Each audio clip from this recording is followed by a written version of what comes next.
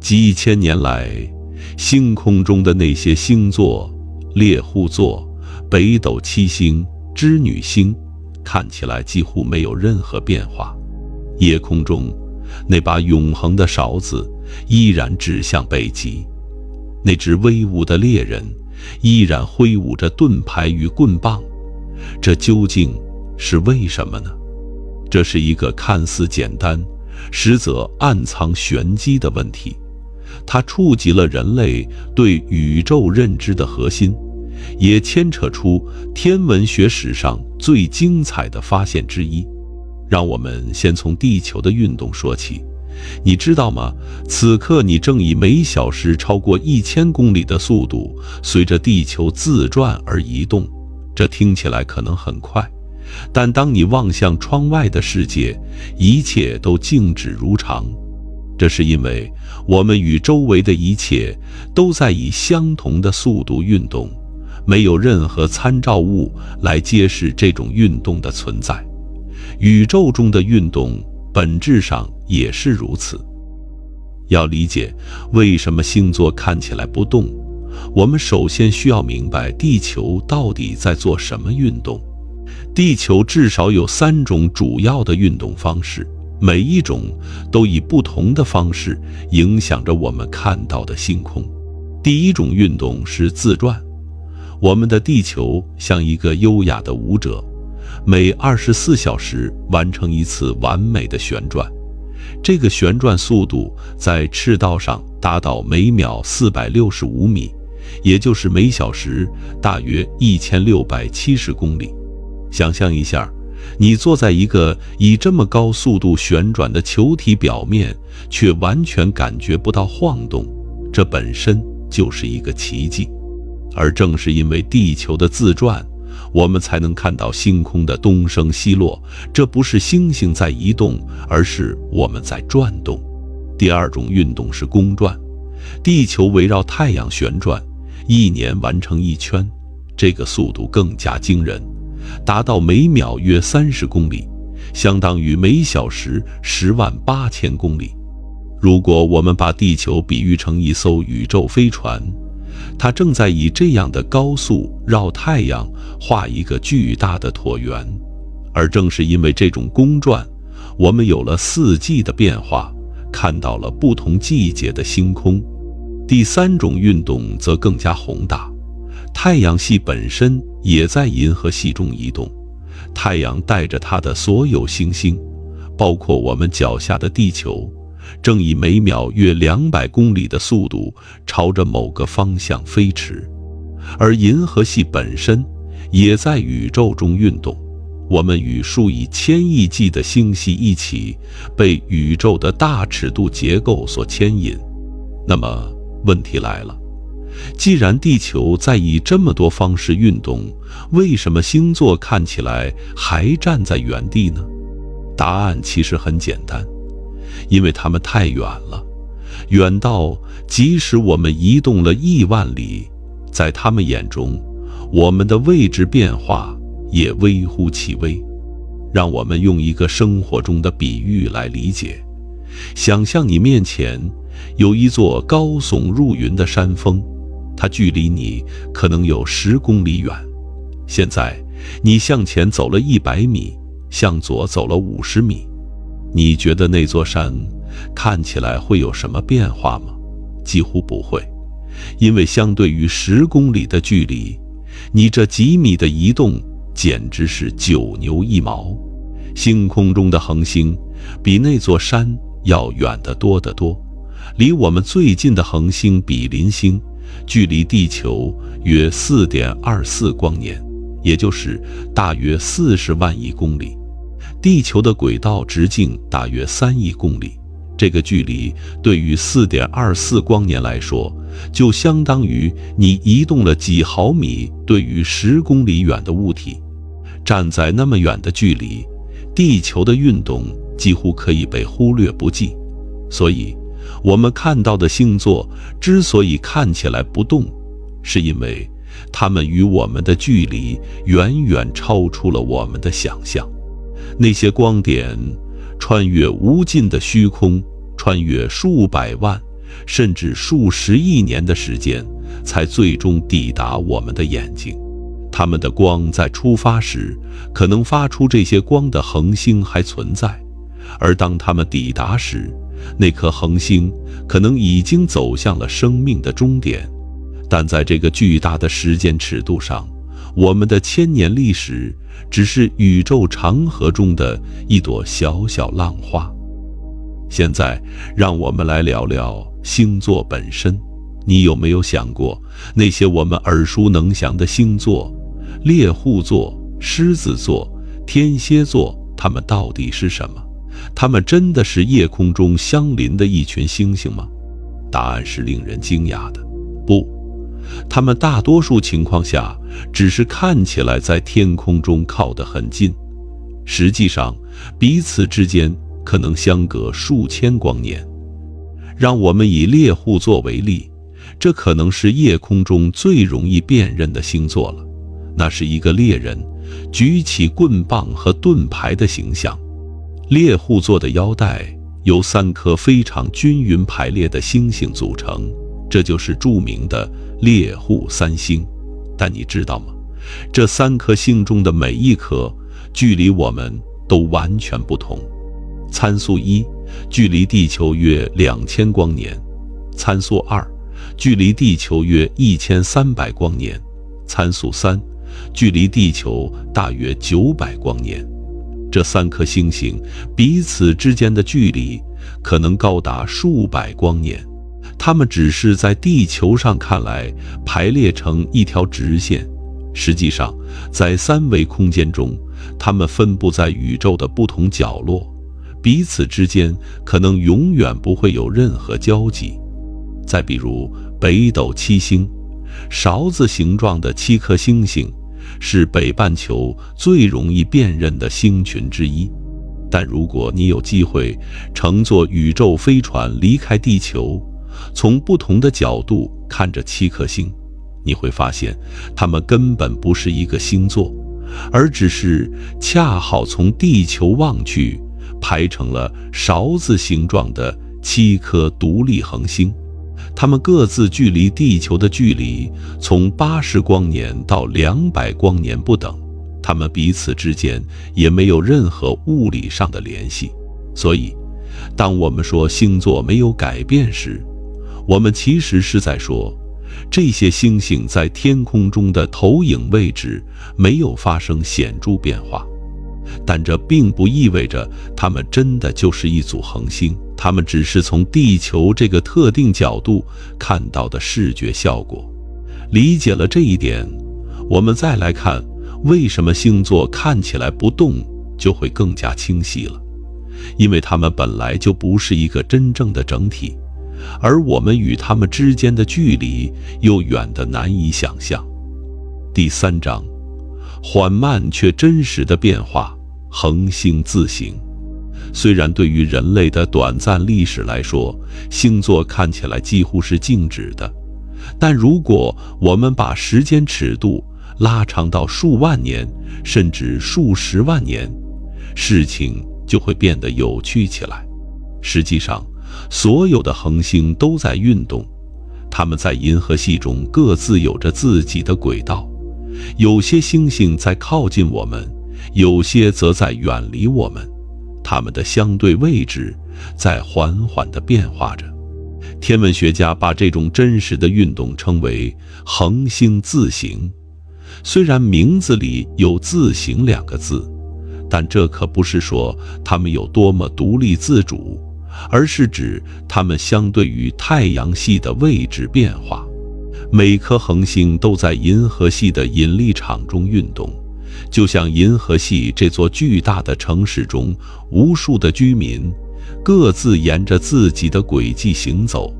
大多数恒星的自行速度非常慢，通常以每年角秒来计量。如果你想在夜空中用肉眼直接看到某个恒星位置的明显变化，可能需要数万年甚至数十万年的时间。这就好比你在看一个人从1公里外走过来，即使他以每小时5公里的速度向你靠近，以你肉眼的分辨率，你也很难察觉到它在位置上的变化，除非它真的走了很长很长的时间。但如果用精密的天文望远镜测量，我们确实可以发现一些恒星的自行运动。比如著名的巴纳德星，距离我们仅约6光年，它是天空中移动最快的恒星之一，它的自行速度达到每年约10.3角秒，意味着在一个人一生的时间里，你确实可以通过望远镜观察到它在星空中移动了一点点距离。但即便如此，这种变化仍然非常微小。对于普通的星空观察者来说，巴纳德星依然是一个几乎静止的光点。那么，我们的星座要多久才会发生明显的变化呢？天文学家计算过，像北斗七星这样的星群，大约需要5万到10万年，它们的形状才会发生可以被肉眼辨认的变化。想想看，5万年前，人类的祖先还在洞穴中画画，他们看到的北斗七星，可能和我们今天看到的形状略有不同，但依然是一个勺子的形状。而5万年后的人类，如果那时候还有人类的话，看到的北斗七星可能就会有一个明显不同的外形。但即便如此，相比于地球本身的运动，恒星自行对星座位置的影响要小得多。地球的公转和自转虽然创造了星空的周日运动和周年运动，但这些运动都是周期性的、规律性的，它们让星空在一年中来回摆动，却不会造成星座位置的永久性改变。真正能够永久性改变星座模样的是2件事：第一是恒星真实的自行运动，第二是地球自转轴的进动，也就是我们接下来要聊的岁差现象。如果说恒星自行是一种主动的运动，是星星本身在移动，那么岁差就是一种被动的变化，使地球自身运动方式改变造成的视觉效果。什么是岁差呢？这是一个在小学科学课本中可能被简单提及，但在天文学中却至关重要的概念。简单来说，岁差就是地球自转轴的缓慢摆动。想象一下，你玩过一个陀螺吗？当陀螺快速旋转时，它的轴会在空中画出一个圆锥形的轨迹，这种现象叫做进动。而我们的地球就像一个巨大的陀螺，它的自转轴也在缓慢地做着类似的圆锥运动。地球自转轴的这个摆动周期大约是25772年，也就是说，大约每隔26000年，地球的自转轴就会在空中画完一个完整的圆。为什么会这样呢？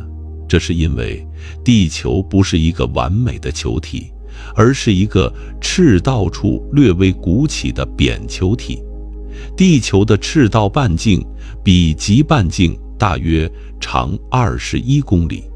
太阳和月亮对地球的这个鼓起部分产生引力作用，就像你轻轻推一个陀螺的顶端会让它摇晃一样。太阳和月亮的引力持续拉扯着地球的赤道隆起，造成了地球自转轴的摆动。现在，这个自转轴的摆动对我们的星空有什么影响呢？影响是巨大的。首先，北极星并不是永远固定的。我们今天所说的北极星是勾陈一，它位于小熊座，但在公元前3000年左右，那时的北极星是天龙座的右枢星。那时的夜空与今天完全不同，而在大约14000年后，北极星将变成织女星。对，就是那个在中国传说中与牛郎星隔着银河相望的织女星。那时候的人们看到的北极星，将是今天我们在夏季夜空中看到的织女星，而现在的勾陈一将退居一旁。这意味着什么呢？这意味着整个星空的坐标系统都在缓慢地旋转。如果你能在公元前3000年仰望北极的夜空，然后在公元3000年再次仰望，你会发现北极点已经从天龙座移到了今天的位置。所有的星座都在这一天区坐标系中缓缓移动，虽然移动的速度非常缓慢，但几千年积累下来，这种变化是显著的。正是因为岁差的存在，天文学中有一个重要的概念，叫做岁差周期。25772年的岁差周期在古代被许多文明所认知。公元前2世纪，古希腊天文学家希帕恰斯就已经发现了这一现象。他通过比较自己时代的星图与150年前阿里斯塔克斯的观测记录，发现星星的位置发生了系统性偏移，从而推断出了岁差的存在。这是人类历史上对宇宙运行规律最早期的重要发现之一。岁差还影响了季节与星座的对应关系。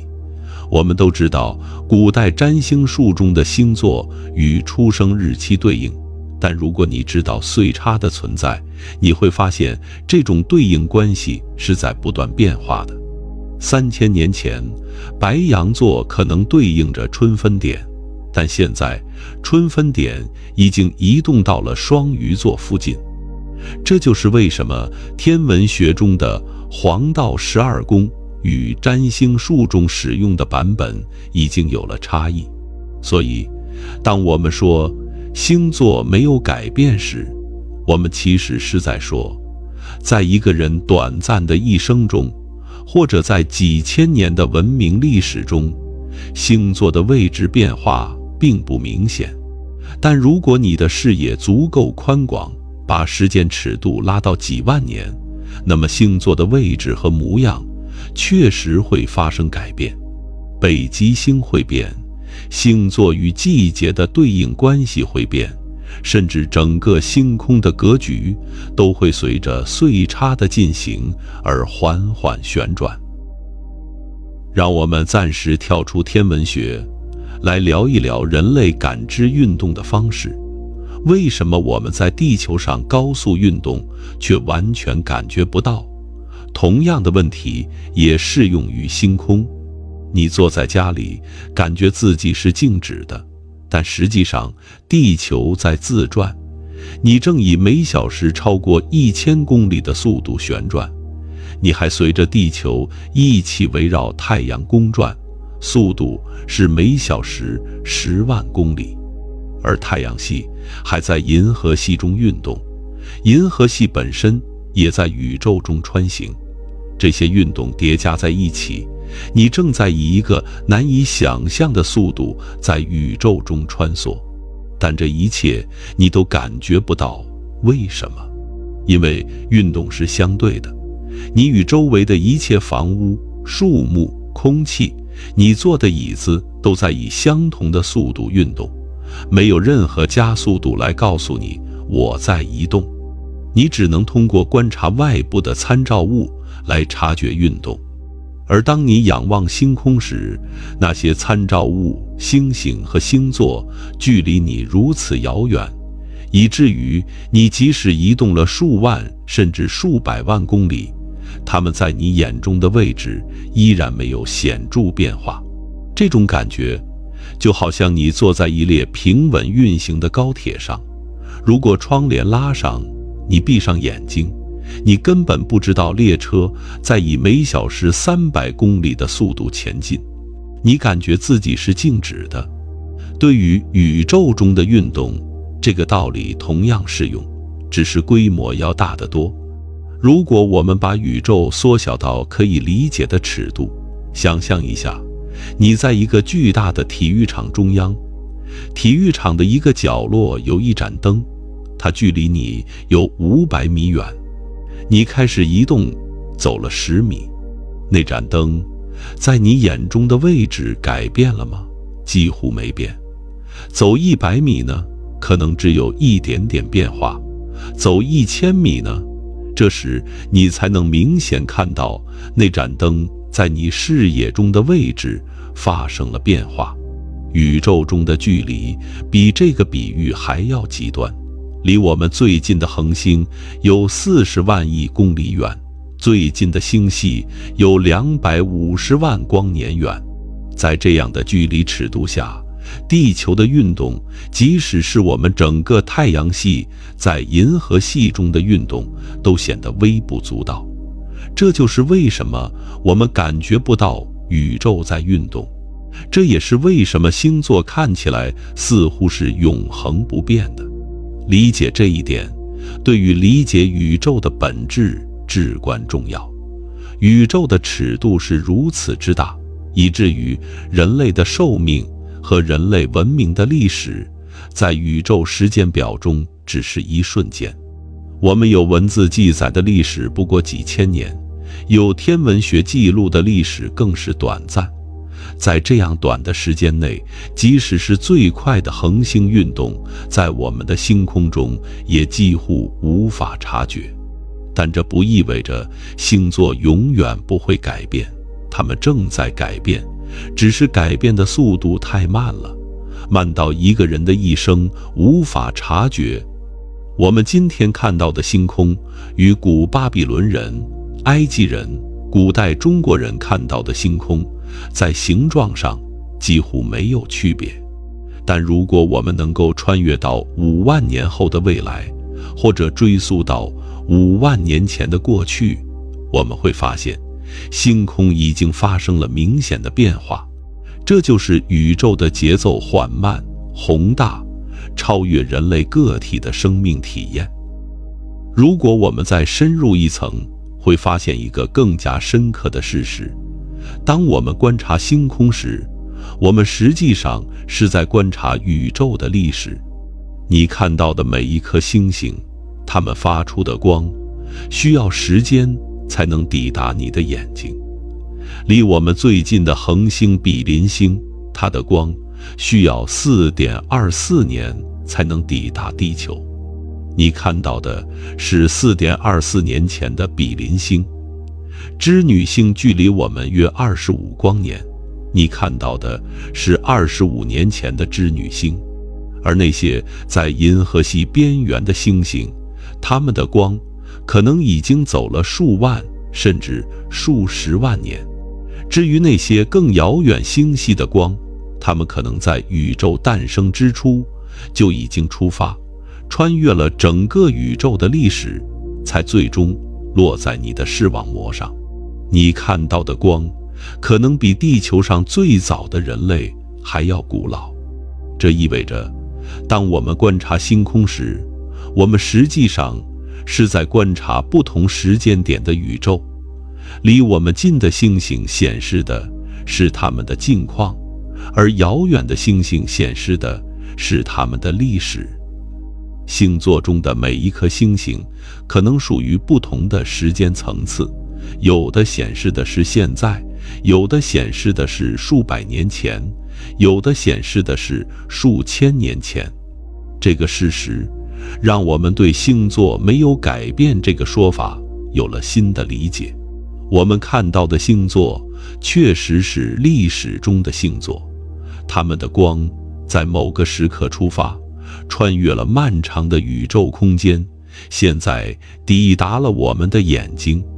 我们在夜空中看到的不是星星现在的样子，而是它们在过去某个时刻的样子。比如说，你现在看到的织女星其实是25年前的织女星。在这25年里，织女星可能已经发生了一些变化，它可能爆发了一些剧烈的活动，或者它的某颗行星上发生了什么事。但这些变化的光还没有抵达地球，所以我们看不到。我们看到的永远只是过去。这就是宇宙中的时间与空间的关系。光速是有限的，这意味着一旦距离足够远，时间和空间就纠缠在一起，无法分割。观察星空就是观察宇宙的历史，这种体验本身就是一种跨越时空的旅行。理解了这一点，我们就会对宇宙产生一种敬畏之情。那些星星，它们中的很多可能已经死亡了，光芒熄灭了，但在它们最后的光到达地球之前，我们还会继续看到它们。天空中的每一颗星星都可能是历史的回声，是来自遥远过去的信使。而我们的星座就是由这些来自不同时间点的光点组成的，它们共同编织了一幅跨越时空的画卷。人类对星空的观察可以追溯到文明的黎明。在没有电灯、没有手机、没有光污染的古代，星空是夜晚最壮观的景观。每一代人类都在同一片星空下仰望，编织着属于自己文化的星空故事。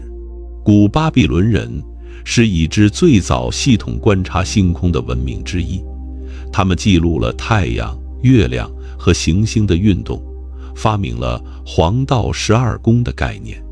大约公元前2000年左右，巴比伦的天文学家就已经能够预测日食和月食，他们的星图记录了许多星座的位置。这些记录与我们今天的观察惊人的一致，毕竟仅几千年时间，星星的位置变化很小。古埃及人根据天狼星的升起，预测尼罗河的泛滥，他们的金字塔排列与某些星星的位置有关，展示了他们对星空的深刻理解。埃及人相信，死者的灵魂会飞向北极星，那是永恒不变的地方。他们不知道的是，北极星的位置是随时间变化的，岁差会让几千年后的北极星完全不同。古代中国人创造了28宿系统，把天空分成4个区域，每个区域对应一种神兽：青龙、白虎、朱雀、玄武。这种星空划分方式持续了几千年，至今仍在一些传统文化中有所体现。中国古代的天文学家记录了许多天文事件，包括超新星爆发、彗星、流星雨等。这些记录对于今天的天文学研究仍然具有重要价值。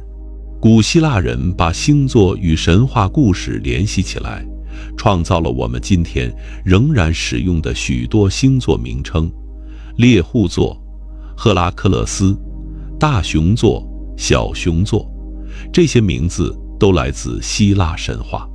希腊天文学家希帕恰斯和托勒密奠定了西方星座系统的基础，这个系统最终发展成国际通用的88星座体系。古代玛雅人在中美洲建造了精确的天文台，他们对金星的周期有极其准确的了解。玛雅人相信，星座和天体运动与人类命运紧密相连。虽然这种信念在科学上站不住脚，但它反映了人类试图在天空中寻找意义和秩序的永恒渴望。所有这些古代文明都在他们自己的时代仰望同一片星空。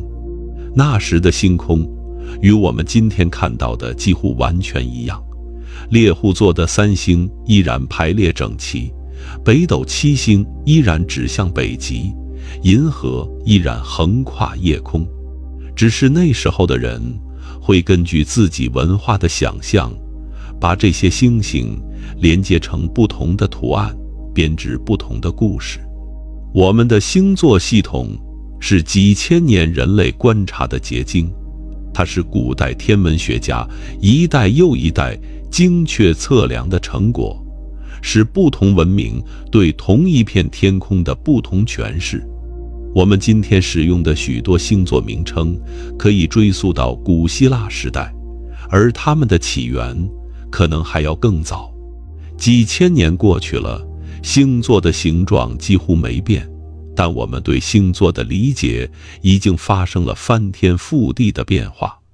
古代人相信星座影响命运，相信它们是天上的神迹，相信地球是宇宙的中心。而今天我们知道，星座只是从地球视角看到的星星投影，它们与我们的性格、命运没有丝毫关系。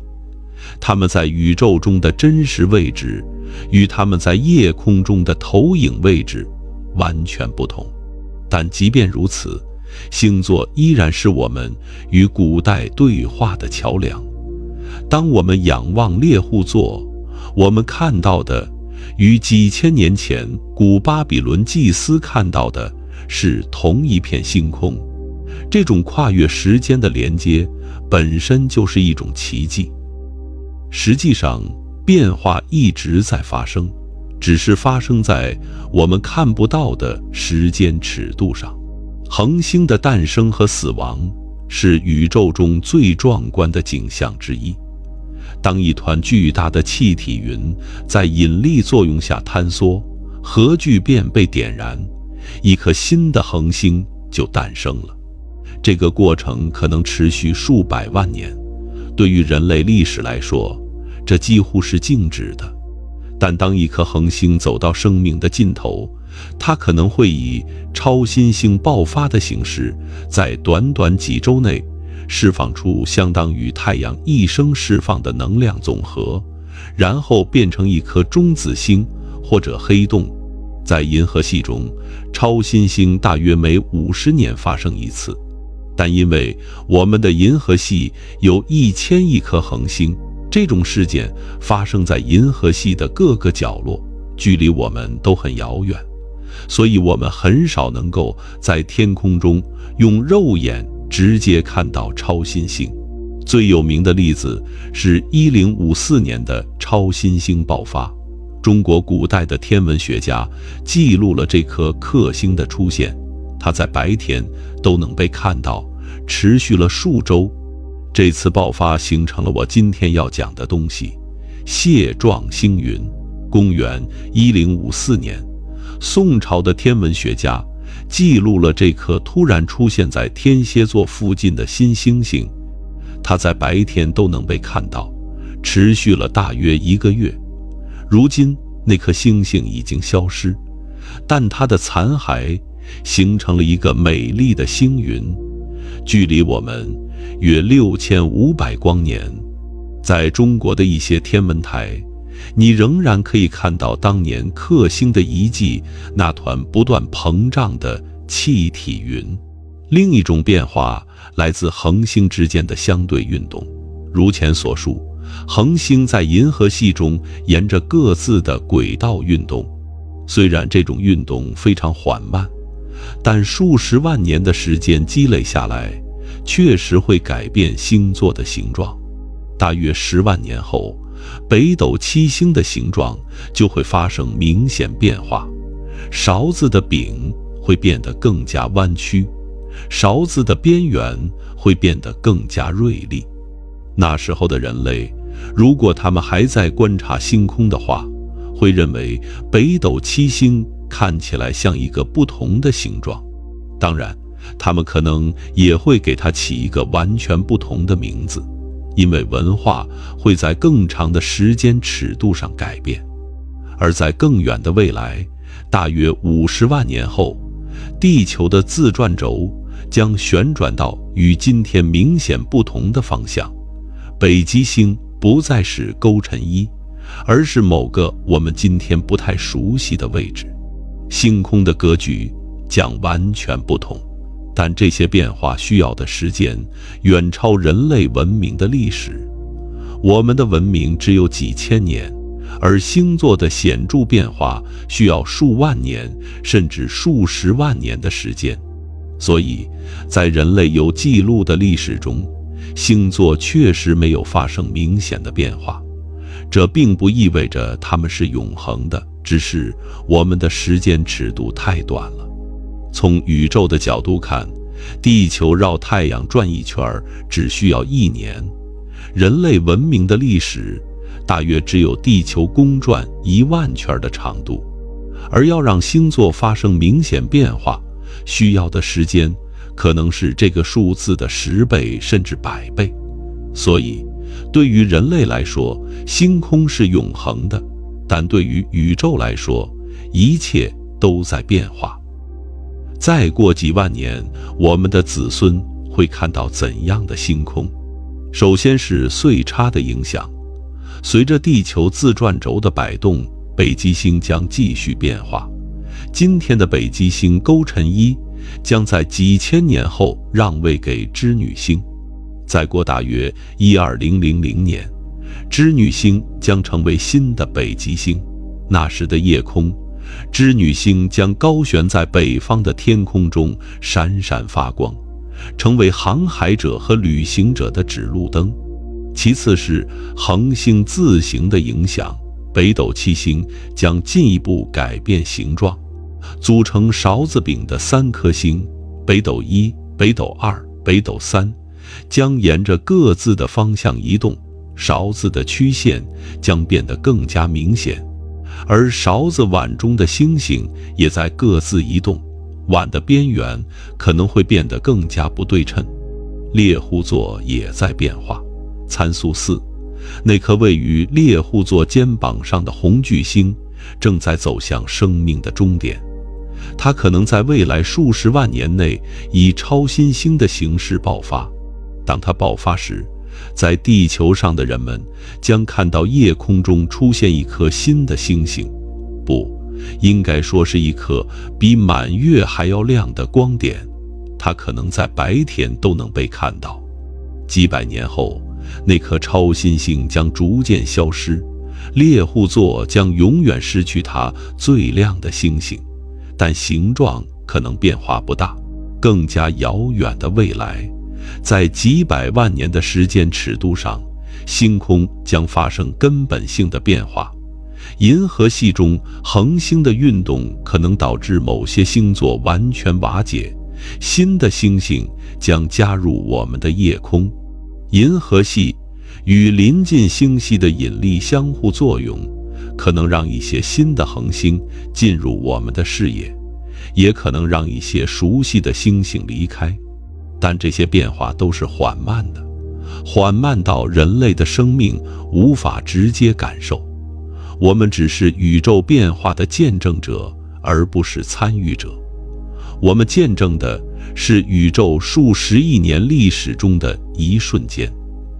我们看到的星空是宇宙漫长演化史中一个短暂的快照，这让人类与星空的关系变得既亲密又疏远。我们与古人共享同一片星空，这份亲密让我们感到与历史相连。但宇宙的变化让我们意识到，我们只是时间长河中的一个微小片段。这份疏远让我们对宇宙充满敬畏。为什么我们如此关心星座？为什么要仰望星空？人类是唯一会仰望天空的动物吗？不是。但人类可能是唯一试图在天空中寻找意义的动物。我们不仅仅是被动地接受宇宙的信息，而是主动地去解读、诠释、赋予它意义。古代的星座不仅仅是天文学的产物，更是神话、传说、占卜的来源。每个文化都发展出了自己的星空叙事，把星星连接成英雄、神兽、传说中的生物。这种做法可能是人类最早的模式识别，尝试在混乱中找到秩序，在随机中看到规律。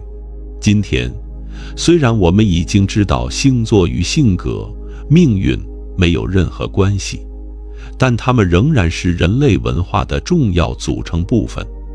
许多人仍然会通过星座来了解自己或他人的性格特点。虽然这在科学上没有根据，但它反映了一种古老的人类需求，试图理解自己，理解他人，理解宇宙中的位置。星空也是一种美学体验。当你在远离城市灯光的地方仰望银河，你会感受到一种难以言说的壮美。这种体验可能是人类最古老的审美体验之一。我们祖先的无数个夜晚都是在星空下度过的。星空给了他们方向，给了他们时间的感觉，也给了他们美的享受。对于天文学家来说，星空是永恒的研究对象。每一代天文学家都在前人的基础上继续观察，继续发现。我们对宇宙的认识不断加深，但我们也越来越意识到，有太多我们不知道的东西。星座的永恒感与宇宙的无穷感交织在一起，让我们既感到渺小，又感到好奇。对于普通人来说，星空是一扇窗户，通向超越日常生活的广阔世界。当我们仰望星空，我们暂时摆脱了地球上的琐事，进入了宇宙的尺度。我们意识到，我们脚下的星球只是无数世界中的一个，我们经历的悲欢离合只是宇宙漫长历史中的一个小片段。这种视角的转换，可能正是星空的治愈力量所在。让我们再深入一点，从科学的角度理解为什么星星会闪烁。你可能注意到，夜空中的星星似乎在眨眼，它们的光芒会有微弱的波动，尤其是在地平线附近。这种现象叫做闪烁或大气闪烁，它是由地球大气的扰动引起的。星光穿过大气层时，会被大气中的温度差异、密度变化、风的影响所偏折。这种偏折是不断变化的，导致星光在我们眼中忽明忽暗。越高处的星星闪烁越少，越接近地平线的星星，穿过的大气层越厚，闪烁越明显。月球和行星几乎不闪烁，因为它们在视角上比星星大得多。星星是极其遥远的点光源，大气扰动会显著影响它们，而月球和行星有更大的视角，大气扰动对它们整体亮度的影响可以忽略不计。当我们在地面观察星星时，大气的影响是不可避免的，但如果我们身处大气层之外，比如在太空中，星星就不会闪烁了。哈勃太空望远镜和空间站上的宇航员看到的星空是没有闪烁的、清晰锐利的星空。这让我们想到，古代人看到的星空与我们今天看到的其实是类似的、闪烁的、明亮的光点，连接成各种图案。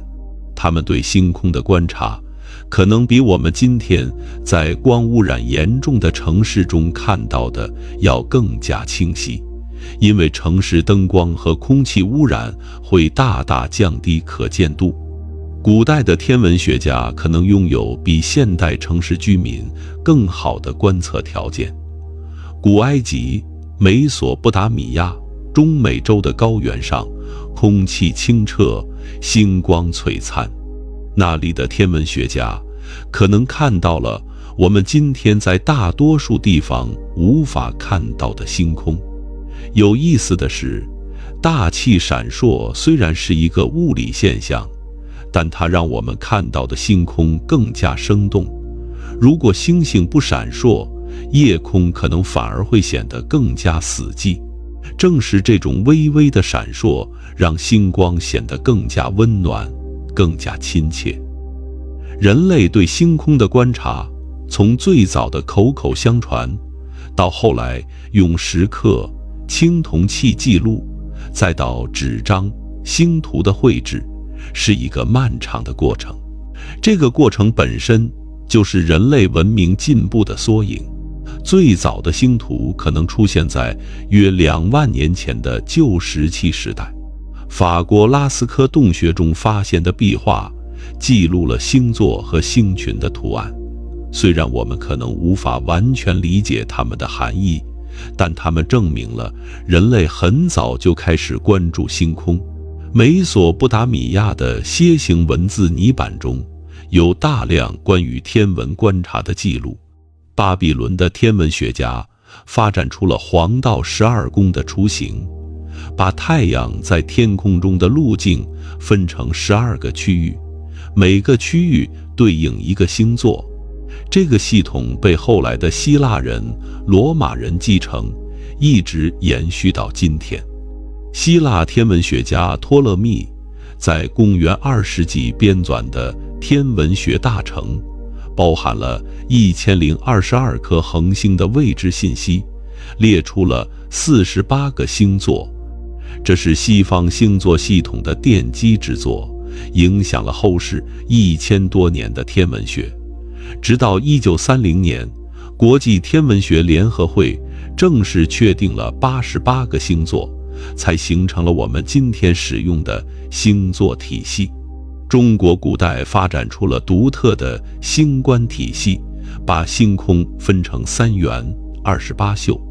这种划分方式与西方的黄道12宫不同，但同样反映了中国人对星空的理解和分类。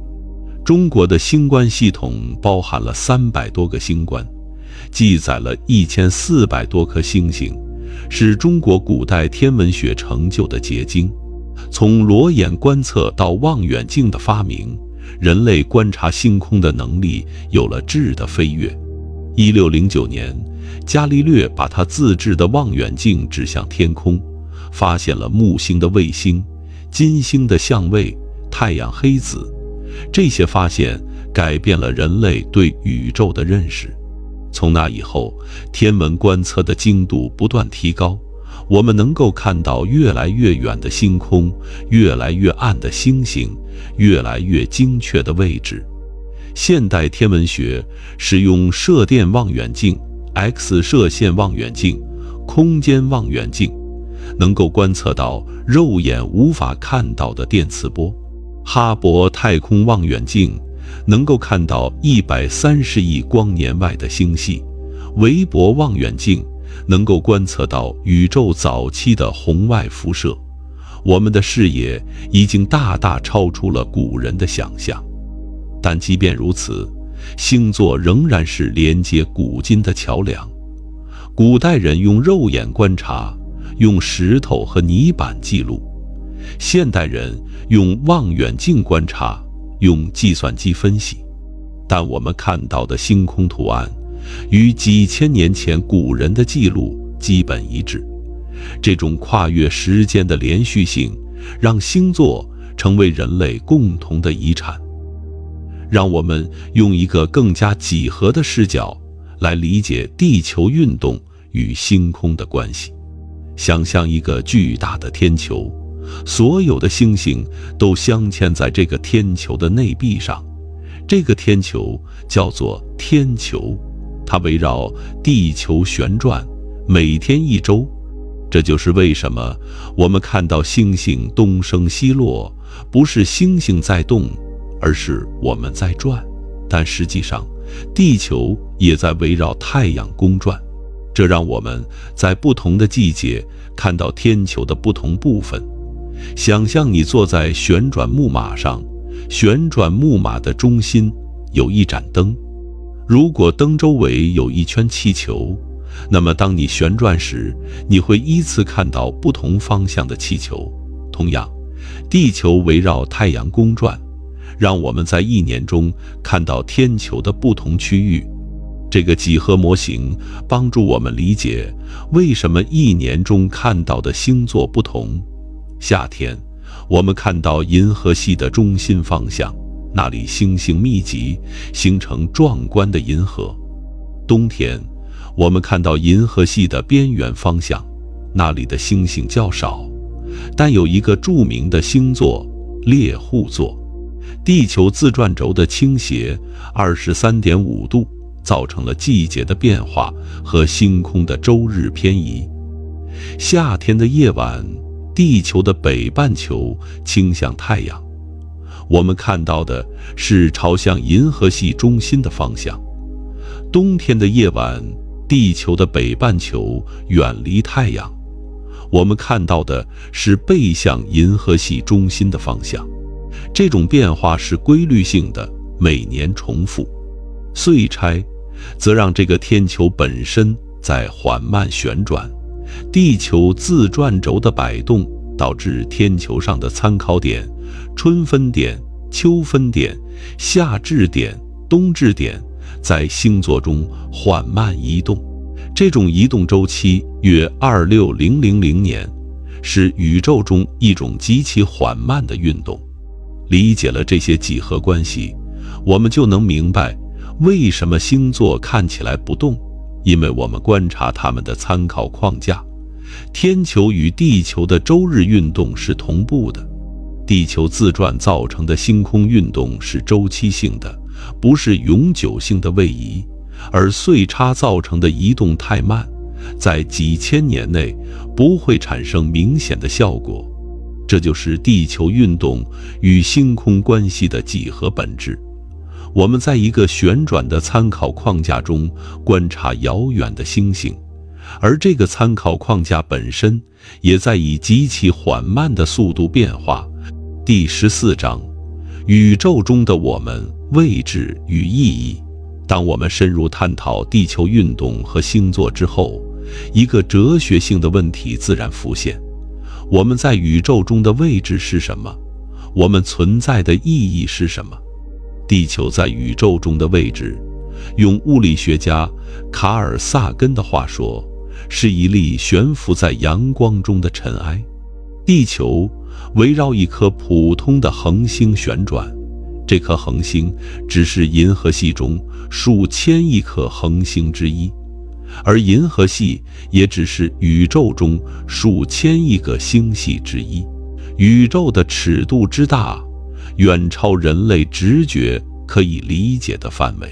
在这样的背景下，人类似乎微不足道，但正是这种认知，让我们对人类的存在有了新的理解。我们是由星辰构成的，构成我们身体的大多数元素都是在几十亿年前在恒星内部通过核聚变产生的。当恒星死亡时，这些元素被抛洒到宇宙中，最终聚集成了地球和我们。所以，我们真的来自星星。我们的身体确实含有古老恒星的一部分。星座是我们祖先创造的想象图案，它们是我们与宇宙对话的方式。当我们仰望猎户座时，我们看到的不仅是一组物理上无关的恒星，还是几千年前人类祖先的想象和故事。这种跨越时间的联系，让我们感到与人类历史紧密相连。当我们意识到地球在宇宙中的运动，我们实际上是在与宇宙同步移动。我们不是静止的观察者，而是宇宙演化的参与者。我们身体中的每一个原子都参与了这场持续的宇宙舞蹈。这种认知可能是人类特有的，我们是已知的，唯一能够理解自己在宇宙中位置的物种。这种理解让我们承担了一种责任，不仅仅是享受宇宙的壮美，还要保护和珍惜我们的星球，珍惜短暂的生命中能够仰望星空的机会。在宇宙的尺度上，一切都是相对的。地球自转一周只需要24小时，但这24小时对于细菌来说可能是一生的时间。织女星发出的光需要25年才能到达地球，但对于宇宙来说，这25年只是一瞬间。我们人类的一生大约80年左右，在这段时间里，地球自转了3万圈，绕太阳公转了80圈，星空几乎没有变化。猎户座依然举起他的棍棒，北斗七星依然指向北极，银河依然横跨夜空。但对于那些星星来说，他们的一生可能持续数十亿年。他们见证了地球的形成，见证了生命的诞生，见证了人类的崛起。他们的光芒将继续照耀，直到他们走向生命的终点，可能变成白矮星、中子星或黑洞，在宇宙中留下永恒的痕迹。我们与星空的关系是瞬间与永恒的对话。我们的生命是短暂的，我们的文明是短暂的，我们的技术、我们的知识、我们的梦想都是短暂的。但正是这种短暂，让我们珍惜每一个仰望星空的时刻。每一代的古人都在同一片星空下仰望，他们的故事、他们的梦想、他们的恐惧，都与星空有关。现在，我们也在仰望同一片星空，虽然星座的位置与几千年前几乎相同，但我们对他们的理解已经完全不同。这种变化本身就是人类智慧的胜利。星空教会我们谦卑，也教会我们希望。谦卑是因为我们认识到自己在宇宙中的渺小，希望是因为我们意识到，即使在这片浩瀚的宇宙中，我们依然能够理解它的规律，发现它的秘密，创造我们的故事。当我们下次仰望星空，看到那把永恒的勺子指向北方，让我们记住，那些星星正在穿越数十万亿公里的距离，向我们讲述他们的故事。而我们的地球正在以每小时超过1000公里的速度自转，以每秒30公里的速度公转，以每秒200公里的速度在银河系中穿行。我们在运动中保持静止，在瞬间中见证永恒。这就是星空的奇迹，它既是我们身边的邻居，又是远方的陌生人。它既是科学的对象，又是诗意的源泉。它既是古代的遗产，又是未来的期许。今晚，希望你能够感受到一种宁静。你知道，那些星星正在穿越漫长的距离向你走来。你知道，那些星座正在以你无法察觉的速度变化。你知道，你和宇宙是一体的。当你躺下准备入睡时，地球在黑暗中旋转，带着你以每小时1670公里的速度飞速移动。太阳在银河系中穿行，带着整个太阳系以每秒200公里的速度前行。那些星星来自不同的时代、不同的距离，向你讲述宇宙的历史。我们的星座没有改变，因为我们观察的时间太短，但在我们短暂的一生中，这些永恒的图案是我们的向导，是我们的伴侣，是我们对宇宙好奇心的起点。也许今晚当你入睡时，你会梦到在银河系中飞行，穿越那2500亿颗恒星组成的巨大星系。也许你会梦到几十万年前的星空，那时候的北斗七星可能有一个稍微不同的形状，但你仍然能够认出它。也许你会梦到几万年后的夜空，织女星成为了北极星，星空的图案有了微妙的变化，但你依然知道它们的名字。这就是星空的力量，它超越时间，连接过去与未来，让我们感到与宇宙同在。